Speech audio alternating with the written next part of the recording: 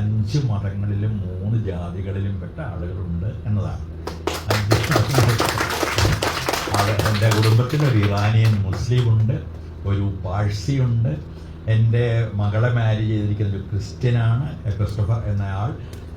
അദ്ദേഹത്തിൻ്റെ ബ്രദറിലുമായിട്ടുള്ള ഒരു ജൈനനാണ്. സ്വാഭാവികമായി ഹിന്ദു ജാതിയിൽപ്പെട്ട, ഹിന്ദുവിലെ പല ജാതികളിൽപ്പെട്ട ആളുകൾ, എൻ്റെ മരുമകൻ്റെ ഭാര്യ ഉൾപ്പെടെ മറ്റ് ഞാൻ ജനിക്കാത്ത ജാതികളിൽ ജനന. സത്യം പറഞ്ഞാൽ ഒന്ന് ആലോചിച്ച് നോക്കൊരു യാദൃച്ഛികതയല്ലേ നമ്മളേതോ കുടുംബത്തിൽ ജനിച്ചു എന്നത്. അതിന് ഇത്ര അധികം ആഘോഷിക്കേണ്ടതുണ്ടോ? സച്ചിദാനന്ദൻ പറഞ്ഞത് അക്ഷരം പ്രതി ശരിയാണ്. മതം എന്നത് ഒരു ആശയം മാത്രമാണ്. അത് ജീവിതത്തിൽ പാലിക്കാം, പാലിക്കാതിരിക്കാം.